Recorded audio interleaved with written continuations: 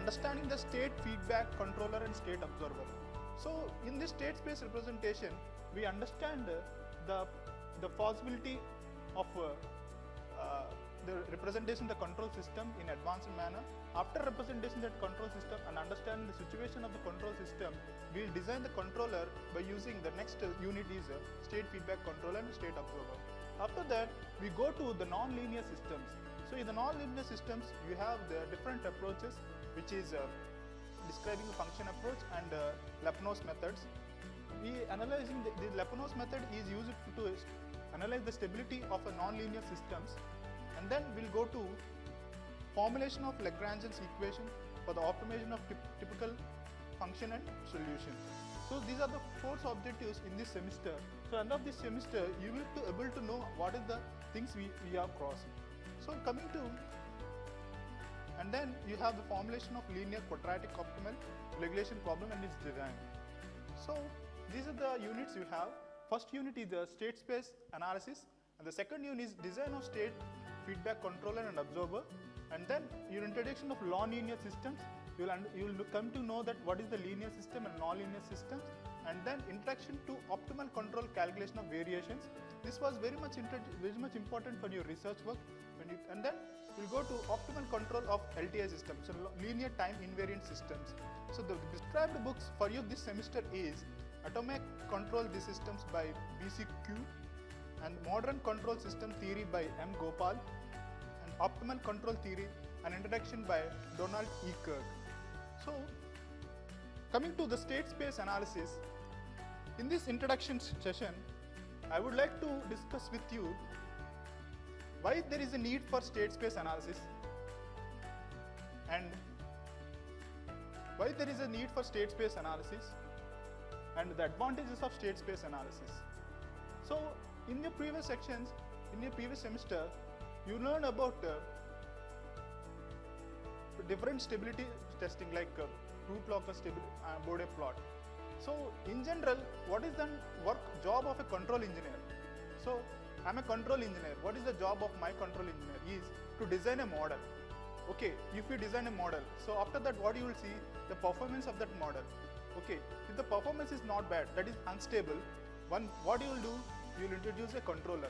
So after introducing controller, you will check again the stability. So in that checking manner, you are dealt in last year semesters that first thing is Routh-Hurwitz criteria, and then root locus, and then Bode plot, Nyquist plot, Nicholas chart. Depending upon the domain, if it is the state time domain, you did in root locus. If it is in frequency domain, you followed the remaining plots. So after stability analysis, for that you introduced a controller, that is PID and lead lag controller. So the PID and lead lag controller are classical methods, and these are the classical methods for stability. But before 1920, coming to history, before 1920, everything was dealt in time domain. So after introduction of Laplace and Fourier series, from 1920 to 1950, things were dealt in different manner. That is, frequency was introduced.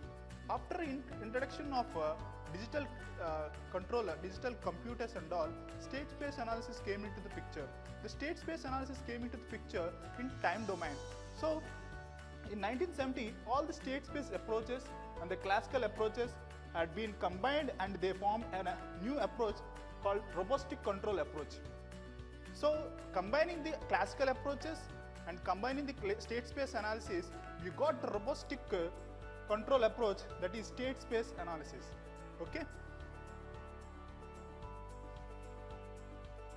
So if you understand this parameter, so in state space analysis, we have to know the internal parameters. So in this situation, in this domain, I would like to give a small example. If a person got a health issue, immediately what he do? He just go to the doctor and ask him to verify him. So he just see the external thing, that's the fever, temperature, and he'll give a medicine. So he just take that medicine and come to home. He observe for 3-4 days. If that condition is recovered, it is well and good. If it's not recovered, again what he'll do, he'll go to the same doctor. Then the same doctor, he says that things was not dealt well. So he prescribed to another diagnosis. In that diagnosis, there's some tests were done, like taking the blood sugar and taking the scanning and all. After that, the specialist which were dealt with that, he says that, so you are suffering from some internal problem, so that's why you are having this one. The solution was got by what? By checking the internal parameter. So even though, when and though, if at all internal parameters are not checked, the exact solution is not available. So here in the state space analysis, only the internal parameters of the systems along with input output will be done. So the internal parameter of the systems must be known along with input output. So in state space analysis, knowing the internal parameters is very much important. And whereas in transfer function approach, that is PID, lead lag controllers approach, only in a Bode plot approach, only we will apply input only. So we need least bother about the internal parameters. But in state space, it is different. So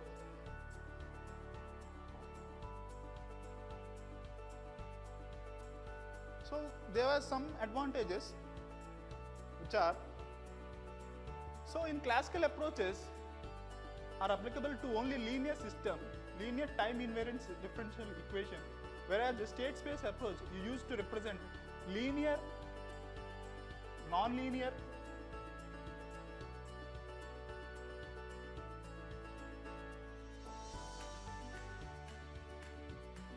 in state space approach represent to linear, non-linear systems which has a backclash, saturation and dead zone. We will discuss that. This is one advantages by using a state space analysis. And the state space approach can handle the system with non-zero initial conditions. So in transfer function approach, whatever you do, just you did the differential equation with taking the initial conditions 0. But in state space analysis, we have the provision to take the initial conditions non-zero conditions, because at time, if at all, if you know that you go to the basics, in transients, we will consider only term t greater than equal to 0. But in state space analysis, initial conditions before switch is operated, we'll take that considered as well. So there is a provision in state space analysis can handle system with non-zero initial conditions. Whereas in state space methods work directly with the governing differential equation in the state line domain. So this is the one more advantage in state space analysis, where the governing differential equation is done. So the highlighting with this the red mark is that this is one of the major equation quotation you need to understand in mathematical observation. So understanding the system, understanding the quotation is very much important. Okay. And then state space approach is applicable to time varying systems. So this is the one more advantage of state space analysis. So I want to give one example. So you have an aircraft. So when it is getting takeoff, after takeoff some time, the fuel was consumed. So what fuel was consumed means the weight of this aircraft when from down earth to some flight, it will be changed. So the weight of the system is changed. That is time varying. So different time, after time varying, the system changes. So that is a time varying system. For that system, we will represent the state space approach. And the state space application is applicable to single input, single SI outputs, and whereas in multi-input and multiple output systems as well. So and then one more advantage is the state equation is always first order irrespective of the system order input and output. So we will be dealing state equation. So the entire state space representation will be understood by knowing the state equation. So in the next class, we'll deal only the state equation. What is the state equation? What is the output equation?